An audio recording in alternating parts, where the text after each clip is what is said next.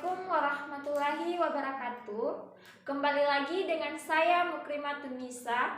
Di sini saya akan menjelaskan materi energi, baik pengertian energi secara umum, aliran energi dalam ekosistem dan materi, dampak penggunaan sumber daya energi terhadap lingkungan, baik itu energi angin, energi surya, dan energi bahan bakar fosil. Selanjutnya, cara penghematan energi, dan yang terakhir adalah energi berkelanjutan. Tahukah kalian apa itu energi? Nah, untuk lebih jelasnya, yuk simak video berikut.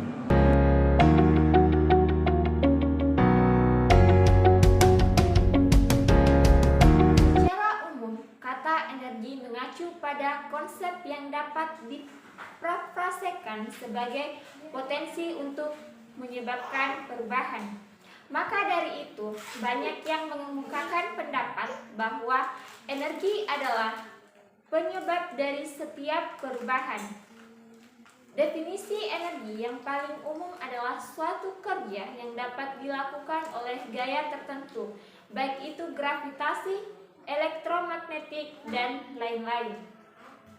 Dalam Kamus Besar Bahasa Indonesia atau KBBI, dalam bidang fisika, energi adalah kemampuan untuk melakukan kerja, misalnya untuk energi listrik dan mekanika.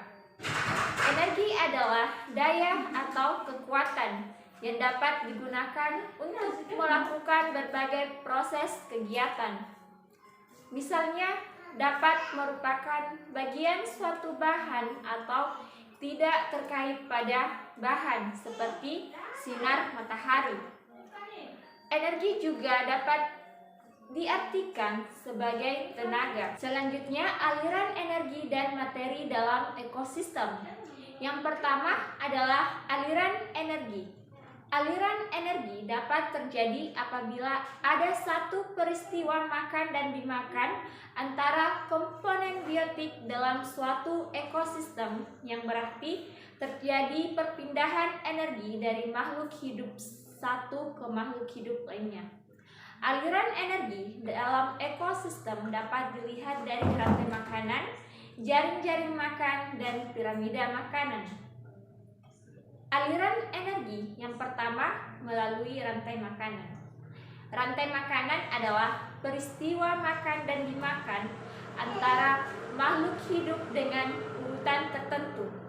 Dalam rantai makanan ada makhluk hidup yang berperan sebagai produsen, konsumen, dan dekomposer. Perhatikan pada gambar di samping.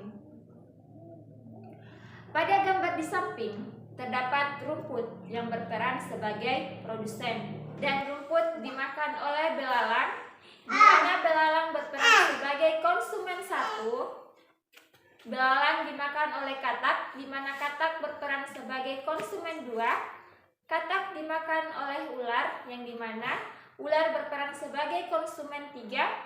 Dan ular mati karena diuraikan oleh dekomposer, yaitu jamur, seperti pada gambar di samping. Nah, aliran energi selanjutnya yaitu jaring-jaring makanan. Jaring-jaring makanan merupakan sekumpulan rantai makanan yang saling berhubungan dalam satu ekosistem. Tidak hanya terdapat satu dalam rantai makanan, karena satu produsen tidak selalu menjadi sumber makanan bagi satu jenis herbivora. Sebaliknya, satu jenis herbivora tidak selalu memakan satu jenis produsen. Dengan demikian, di dalam ekosistem terdapat rantai makanan yang saling berhubungan, membentuk jaring-jaring makanan. Dan aliran energi yang ketiga yaitu piramida makanan.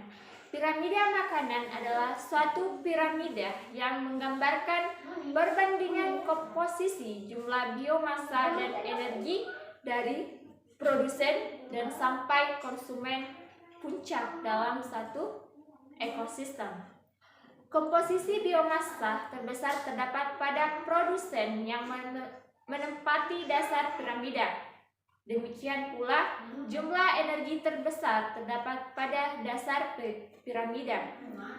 Komposisi biomassa dan energi ini semakin ke atas semakin kecil karena selama proses perpindahan energi terjadi penyusutan jumlah energi pada setiap tingkat profit. Dapat diperhatikan pada gambar di samping. Ada profit pertama terdapat produsen, profit kedua terdapat konsumen 1, profit 3 terdapat konsumen 2, dan profit keempat terdapat konsumen 3. Selanjutnya aliran materi, yaitu materi dari tanah dan air serta udara masuk ke produsen dan konsumen, dan kemudian oleh pengurai dikembalikan lagi ke dalam air, tanah maupun udara dalam bentuk mineral-mineral dan gas yang diambil lagi oleh produsen. Aliran materi dalam ekosistem dapat dilihat dari siklus air, siklus oksigen dan karbon dioksida, serta siklus nitrogen. Yang pertama, siklus air. Pada makhluk hidup, air kembali melalui proses penguapan dan pernapasan. Siklus air terjadi bila air laut menguap dan membentuk awan, kemudian mengalami proses pengemulian menjadi hujan. Selanjutnya, hujan jatuh ke bumi. Air hujan sebagian meresap ke dalam tanah menjadi air tanah. Sebagian lagi mengalir ke sungai, danau, kemudian ke laut menjadi air permukaan. Uap air dari sungai dan laut tersebut membentuk awan lagi dan seterusnya. Hewan memperoleh air minum dan makanan yang mengandung air, sedangkan tumbuhan memperoleh air dari tanah melalui akar. Selanjutnya, siklus oksigen dan karbon dioksida. Karbon dioksida dari pernapasan diambil tumbuhan untuk proses fotosintesis yang kemudian disimpan dalam senyawa organik. Senyawa organik ini dimakan konsumen. Jika makhluk hidup mati, senyawa karbon dalam tubuhnya akan diurai oleh pengurai menjadi senyawa anorganik yang akan dimanfaatkan oleh tumbuhan dan seterusnya.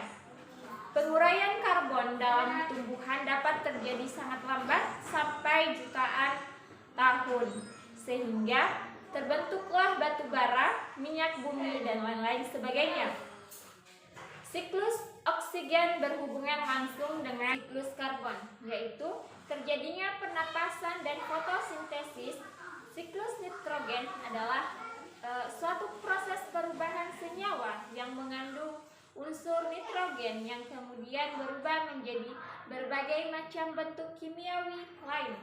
Contoh siklus nitrogen yaitu pertumbuhan tanaman yang memerlukan nitrogen dari dalam tanah yang diserap melalui akar. Nitrogen ini tersedia dalam bentuk ion nitrogen, selanjutnya akan direduksi oleh tanaman yang akan menjadi ion nitre.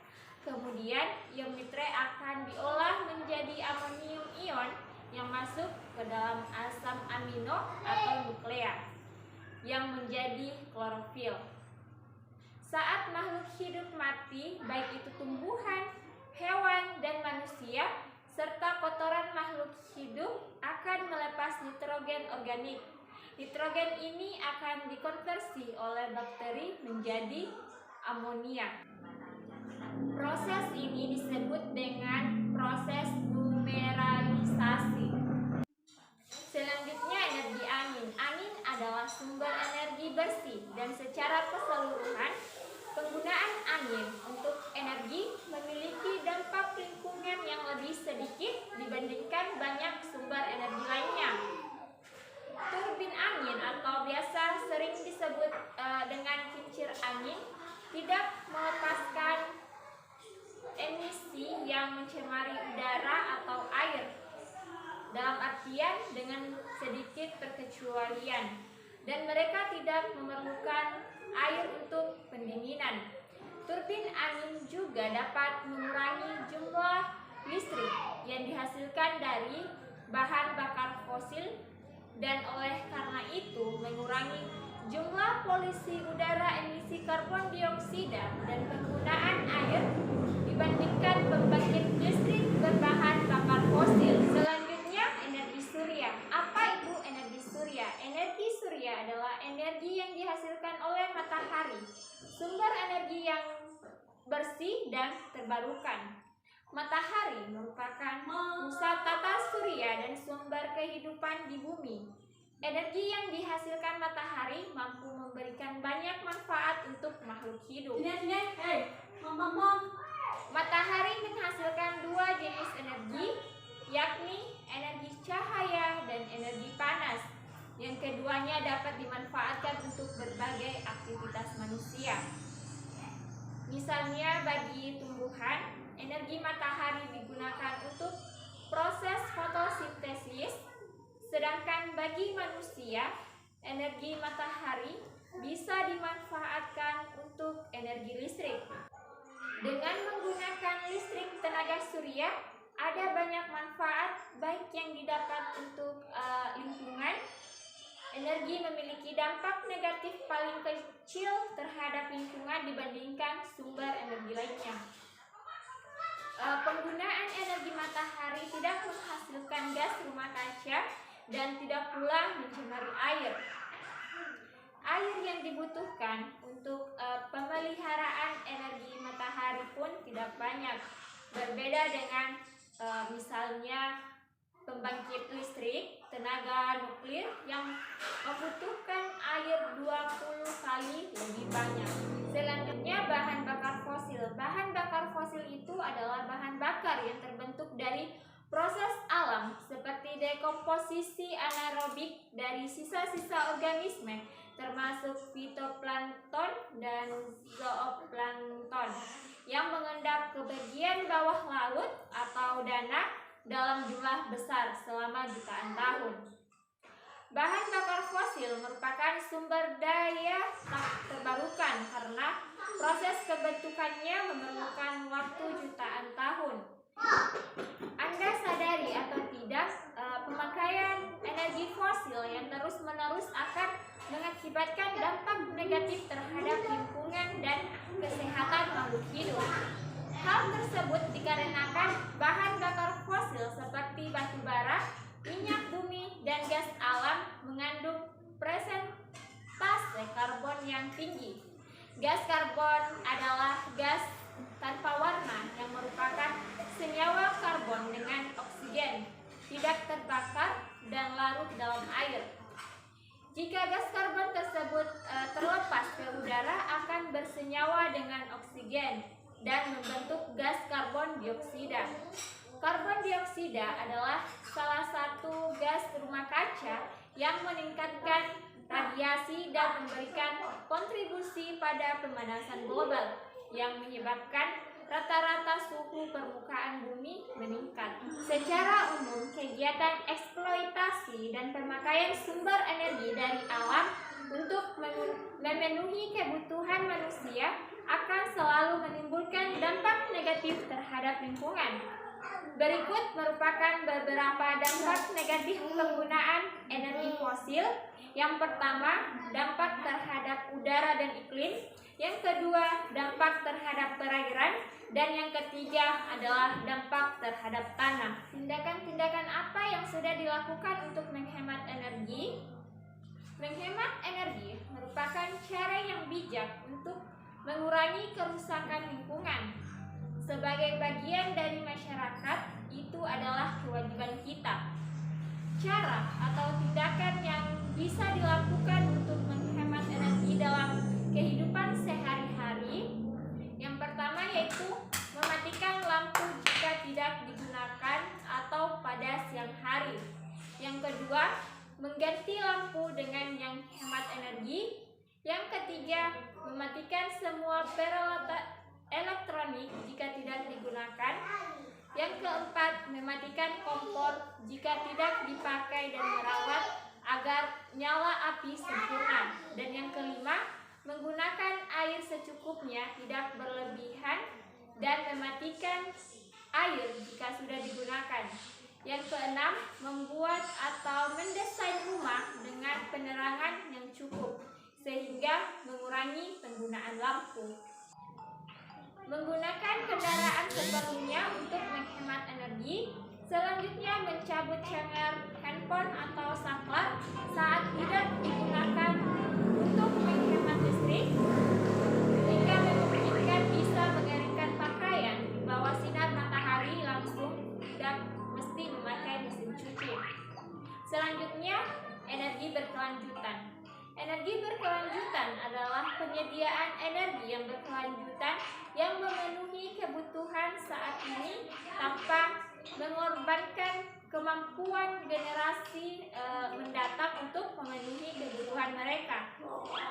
Selain itu, makin berkurangnya ketersediaan sumber daya energi fosil, khususnya minyak bumi, yang sampai saat ini masih merupakan tulang punggung dan komponen utama penghasil energi listrik di Indonesia, serta makin meningkatnya kendaraan akan usaha untuk melestarikan lingkungan, menyebabkan kita harus berpikir untuk mencari alternatif penyediaan energi listrik yang memiliki karakter.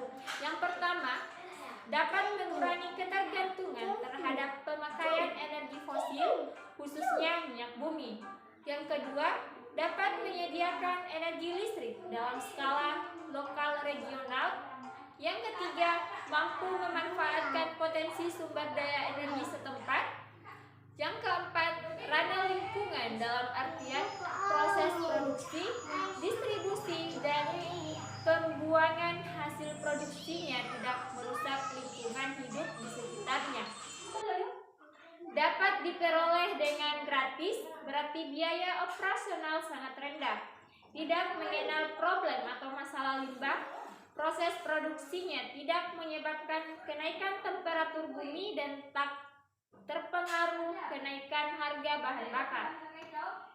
Ada beberapa sumber energi terbarukan yang perlu diketahui, antara lain yang pertama, tenaga panas bumi, yang kedua, mikrohidro, yang ketiga, energi surya, yang keempat, biomasa, dan lain-lain sebagainya.